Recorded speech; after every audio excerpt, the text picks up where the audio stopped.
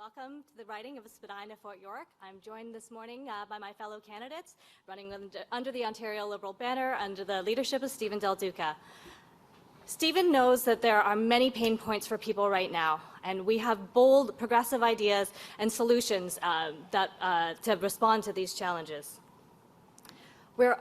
Stephen is offering voters a choice at this election. We can choose the Conservatives, who will continue to cut with chaos, or while making the rich richer, or a Liberal government that will invest to make Ontario a place to grow again. Please help me to welcome Stephen Del Duca, the next Premier of Ontario.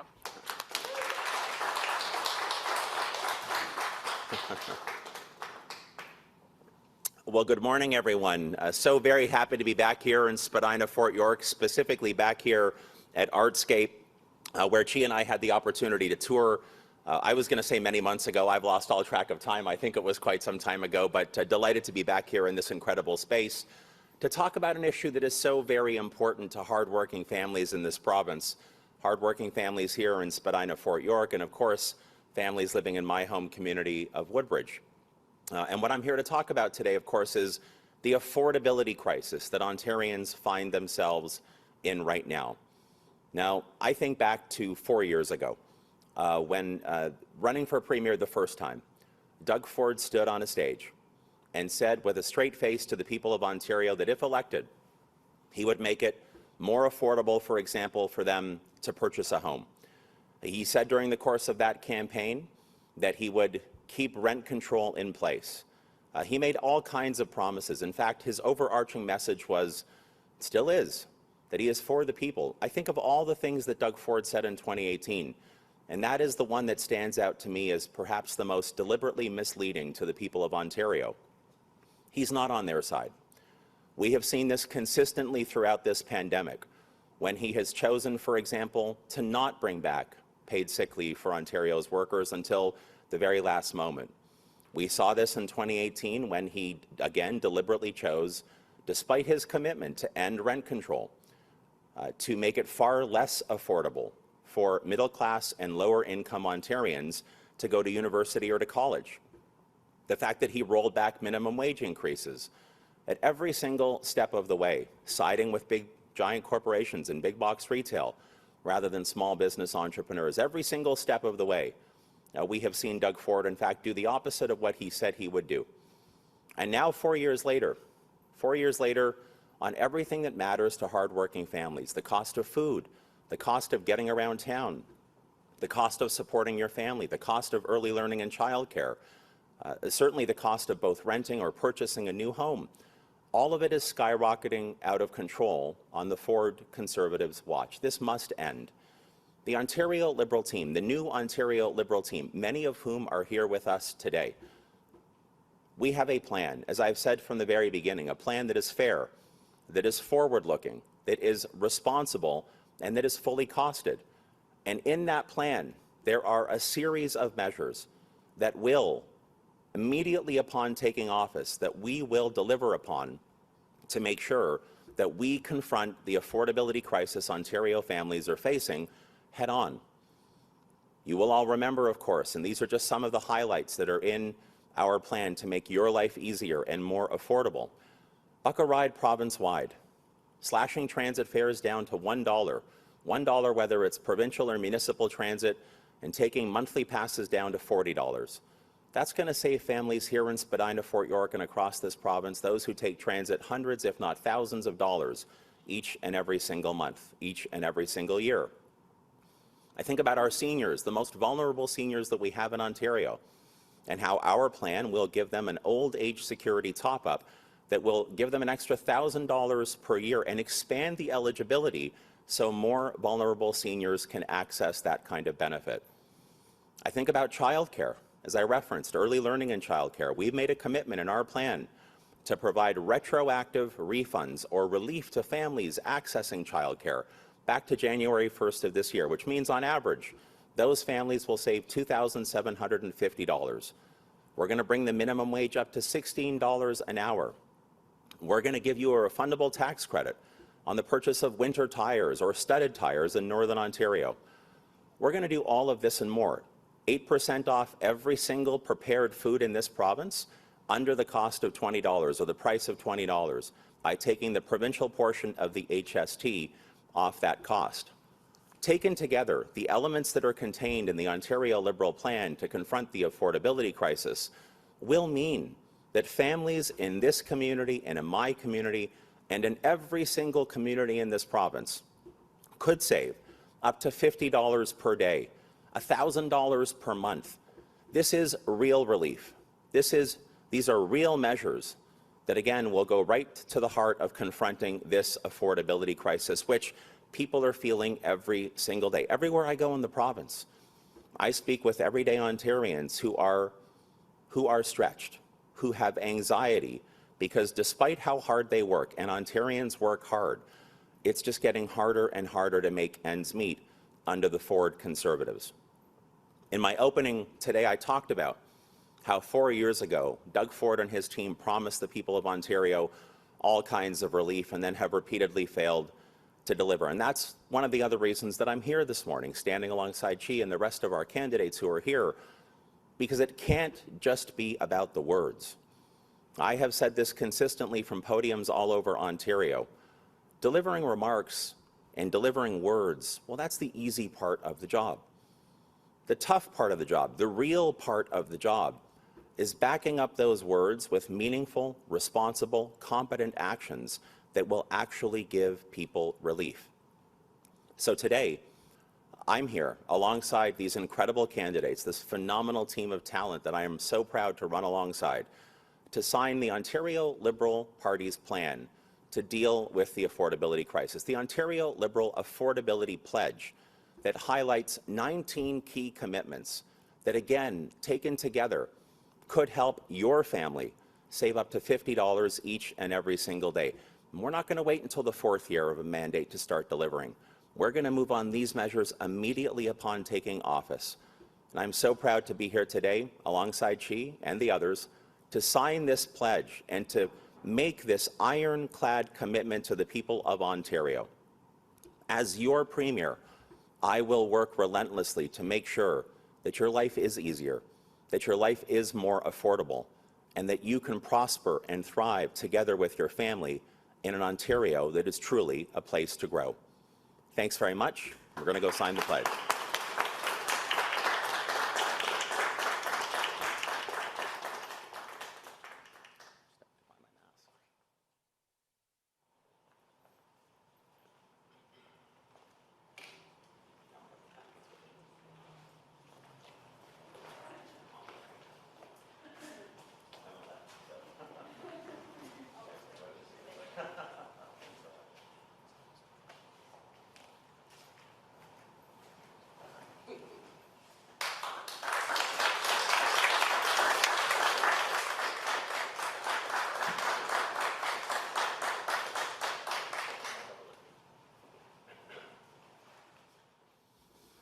The pledge is signed.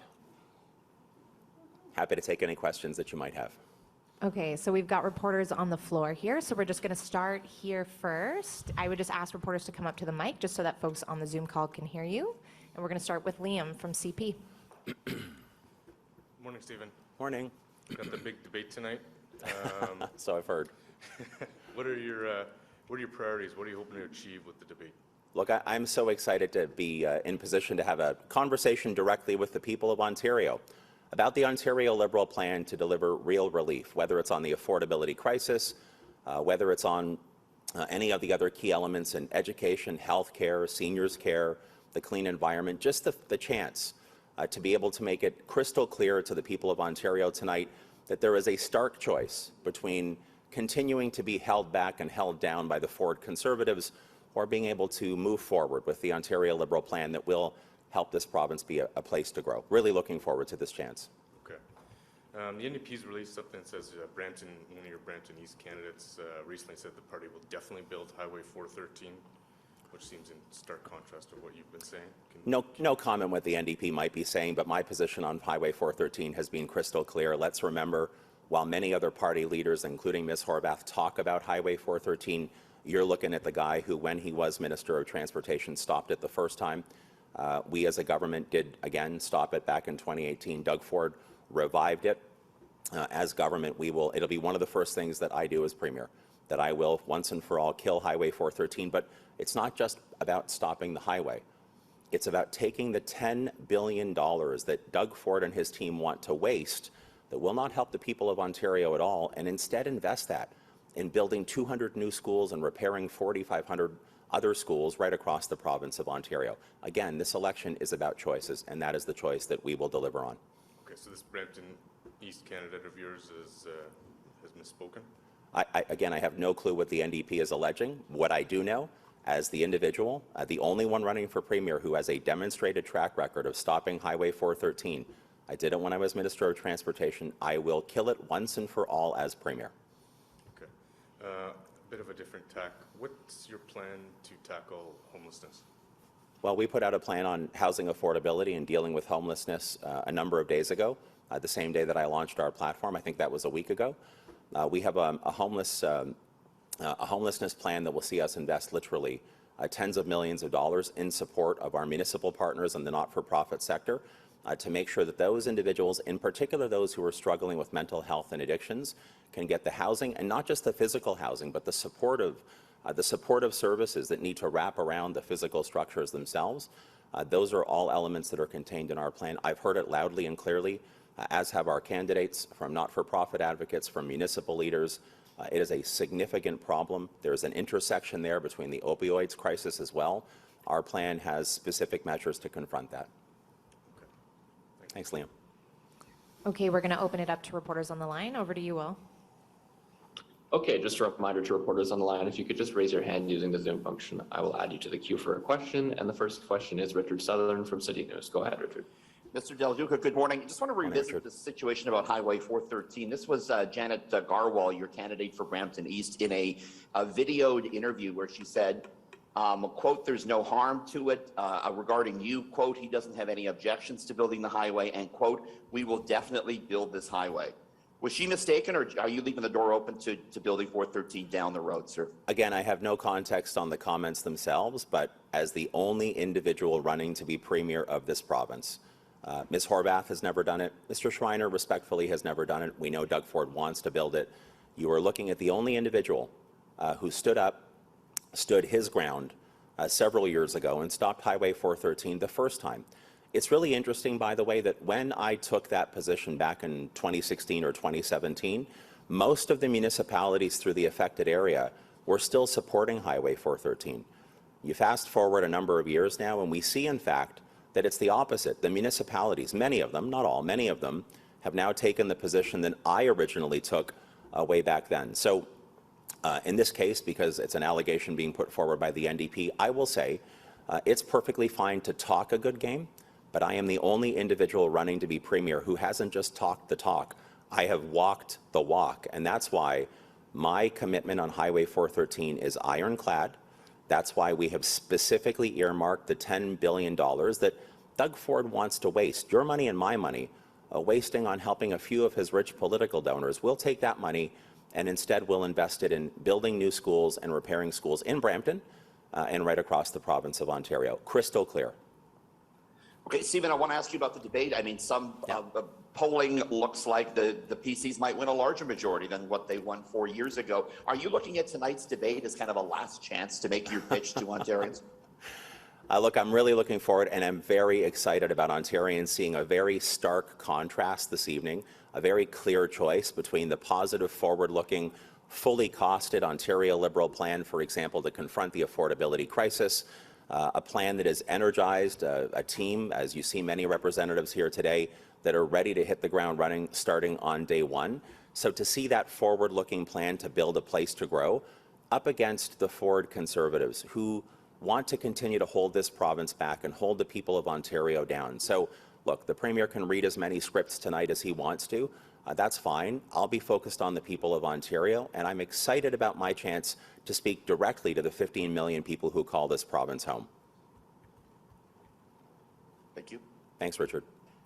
Okay, the next question is from Colin DeMello from Global News. Go ahead, Colin. Hey, good morning, Mr. Del Duca. Morning. A lot of what you're announcing here today, your platform promises, They've been out and widely publicized for days, if not weeks now, yet your polling numbers really aren't moving in the direction that I'm sure you're hoping they will move. Wondering what you think the problem is here. Is it a personality problem with yourself? Is it the party? Is it the association with Chi Nguyen? Why do you think it's not really gaining traction? Well, geez, Colin, I know, with respect, I know that many of my friends in the media like to focus obsessively on polls. I choose to focus on people. And when you look at the 19 elements of this Ontario Liberal plan for dealing with affordability, our Affordability Pledge, when you speak with everyday Ontarians the way that I've had the honor of doing over the past, well, several months, but in particular since this campaign began, you hear that people are still struggling. Now, when I look at Doug Ford's budget and I listen to him in this election campaign, I know that he and his team want to pretend that the last 2 years in particular haven't happened. It's like they don't even want to acknowledge that COVID really did hurt, that it really was grueling for Ontario families. They want to pretend like there's nothing to see there. But look, every single conversation I have with a senior who's afraid about ending up in for-profit long-term care, or parents of students, like in my own household, where our kids were forced to learn through computer screens, isolated from their friends, and to the point of what we're here to announce today, the fact that the cost of everything is going up for everybody. People are struggling in Ontario. Doug Ford can pretend that's not true. I suppose it's not true for most of his rich political donors, but it is true for everyday Ontarians. That's why our plan goes right to the heart of the challenge that they're facing. I will also say, I think we should all have a little bit more respect for the people of Ontario who have not yet begun to cast ballots.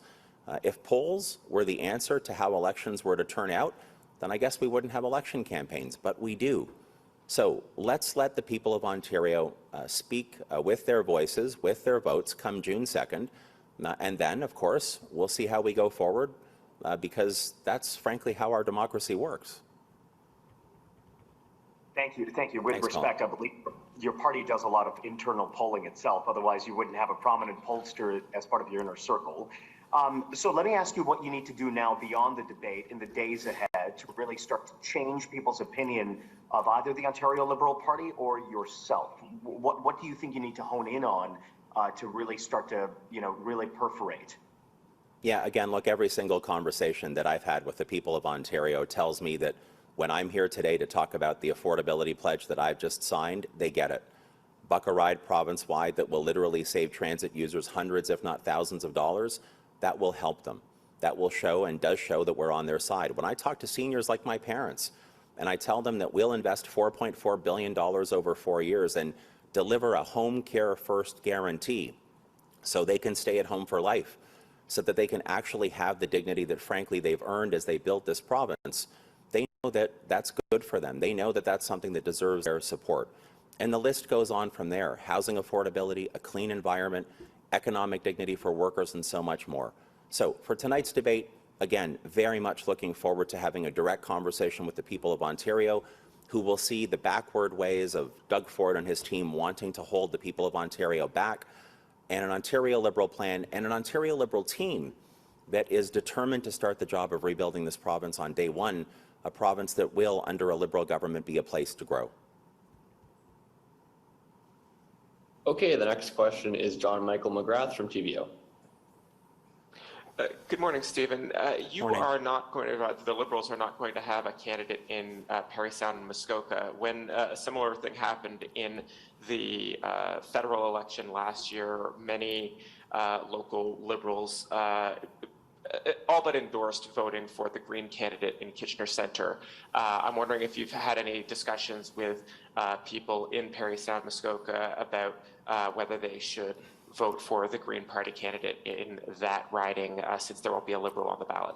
No, I've not had any discussions like that. Right now, what we are focused on, both myself and this incredible team of candidates that we do have running across Ontario, we are focused on the conversations that are happening at the doors and in neighborhoods, again, across the province. We do this every single day of the week.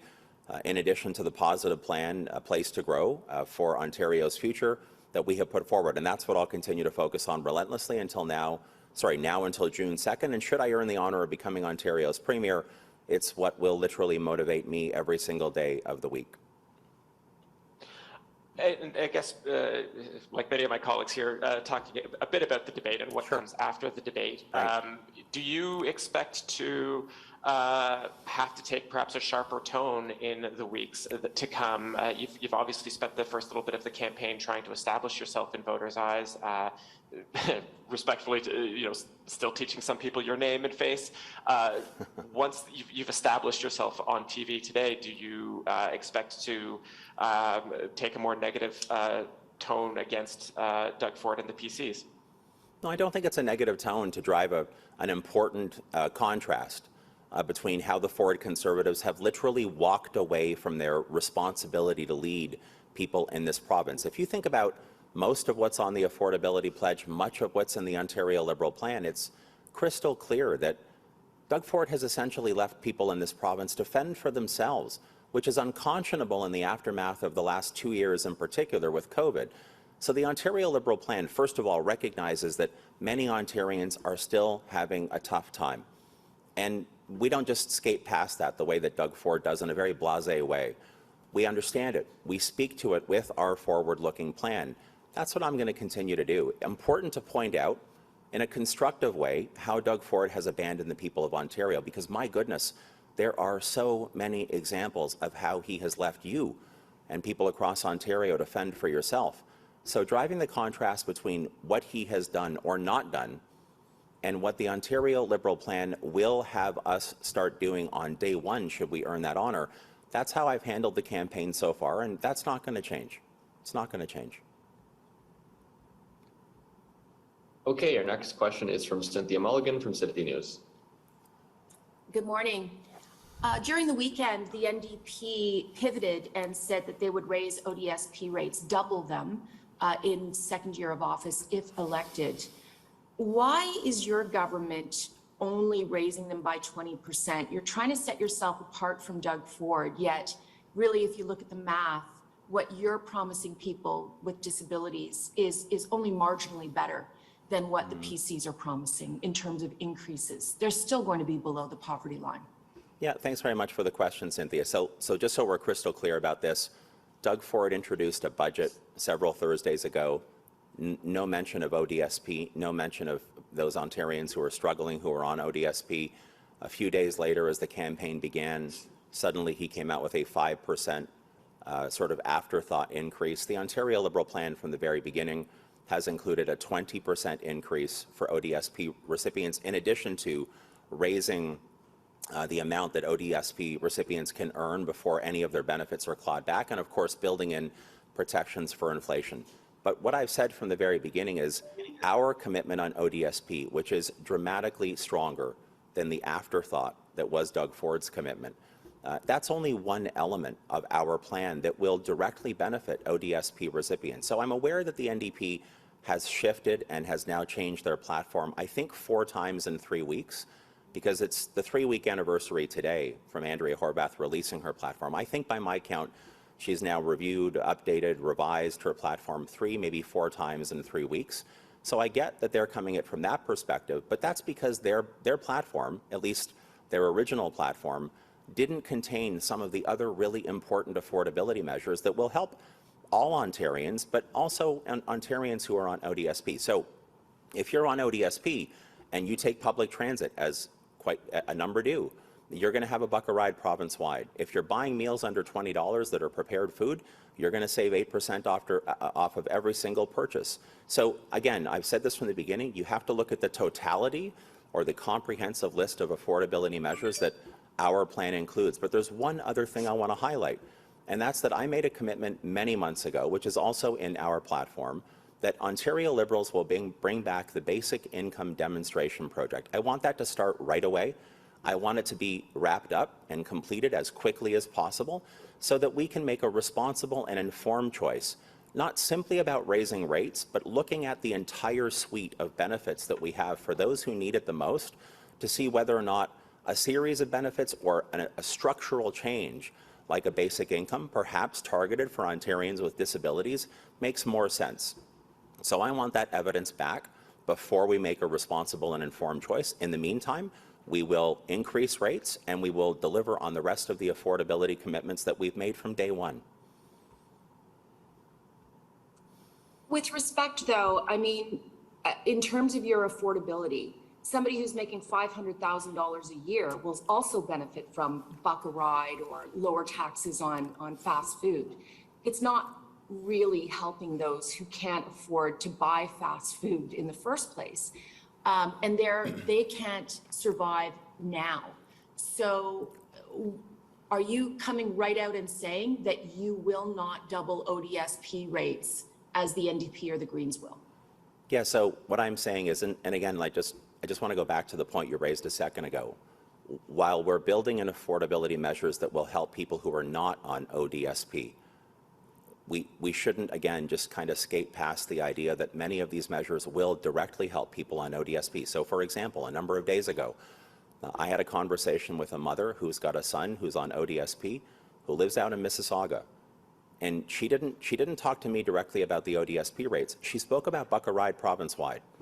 And what she told me, you know, choking up a little bit, was the idea that her son, who takes public transit regularly, because we're going to drop the cost down to $1 per ride, can now afford to actually buy himself lunch in the province of Ontario. So this is not me suggesting that our plan on ODSP rates on its own is enough to make the kind of difference that, you know, needs to be delivered. But what I am saying is, when you look at the entire package of what Ontario Liberals are delivering for ODSP recipients, but for Ontarians broadly speaking, including ODSP recipients, it is far more on point than what the NDP is talking about in the latest version of their platform. It is significantly more on point than what Doug Ford is offering up with his belated commitment to boost the rates by 5% just a few weeks after the budget that contained no language on that. So I think our plan is more thoughtful. I think our plan in a comprehensive fashion is more generous. And again, let me just highlight, the Basic Income Demonstration Project is not going to languish under an Ontario Liberal government. We're not going to take 4 years to start it. We're not going to punt this ball further down the field. We've seen in places like British Columbia, governments have taken a serious look at the entire basket of measures that are in place to support those who need it the most, including those on disabilities, those with disabilities. I want to make sure we have the demonstration project start quickly, finish quickly, get the information back before we make a decision about more fundamental reforms to the system. Okay, and your next question is from Aidan Shamandi from Queen's Park Briefing. Hey, Mr. Del Duca. Morning. So in the announcement yesterday, Mitzi Hunter could not say definitively how many failed Ontario Liberal candidates from 2014 received, quote unquote, patronage appointments. She said maybe 2. I'm wondering if you have a better idea of that, and if you could respond to that. Well, I might not know the exact number. I know it was a heck of a lot less than the nearly 50% under Doug Ford. I'll tell you what else I know with kids who attend publicly funded schools. It is appalling that Doug Ford took a failed Conservative candidate, created a position that didn't exist before in that way, and then put that candidate in to chair the EQAO system that actually looks at whether or not our kids have learning gaps in our publicly funded schools and how to address those gaps. The fact that Doug Ford chose early on to politicize EQAO, for example, is just absolutely appalling. It's appalling, but I guess it's not surprising when you see how brutally off the mark he has been from day one when it comes to publicly funded education. So, look, Doug Ford's made a lot of promises throughout his entire political career about issues like patronage, just like what he committed to on the affordability crisis 4 years ago, continues to mislead the province of Ontario and the people of Ontario. It's not good enough for me, and it's not good enough for Ontario Liberals. Thank you. And a different track here, the PC press office is putting out, recently put out a video about you calling efforts to make Ontario's transit, or Toronto's transit system much more affordable quickly is dangerous. And I'm wondering if you could respond to that video and, what's changed. Yeah, well, so I don't have any comment on a video that I don't know the context of. What I will know, or what I can say, is that one of the first commitments I made in this election campaign was buck a ride province-wide. So, you live in a community like mine of Vaughan, and you take both York Region Transit or GO Trains or TTC. For someone who lives near where I live, around Highway 7 in Islington and Vaughan, we're talking about literally hundreds of dollars per month. If you live here in Spadina, Fort York, and you purchase an adult Metro Pass, I think it's about $150, $160 a month right now. When the Ontario Liberals deliver Buck a Ride province-wide and we take that down to $40 per month, you do the math, that's almost $1,400 each and every single year for someone who's purchasing that adult Metro Pass here in the city of Toronto. So what I know is that we have to build public transit in the Greater Toronto and Hamilton area, and frankly, right across Ontario. But while we are building that service, expanded service everywhere, we need to make it more accessible and more affordable for Ontarians, because when they look out their windows today and they see that gas is over $2 a liter, for example, the idea that in a few weeks or a few months, within 100 days of taking office, they'll be able to hop on a local bus or a streetcar or an LRT vehicle or a GO train, a subway car, they'll be able to hop on that for $1 per ride. That is going to shift people's decision making. They will take public transit. We will get 400,000 cars off Ontario's roads, and we will actually make life more affordable for Ontarians, which is the polar opposite of what the Ford Conservatives have done, which is to allow the cost of everything in this province to skyrocket out of control. Okay, and that was your last question. Thank you. Thanks very much, everyone.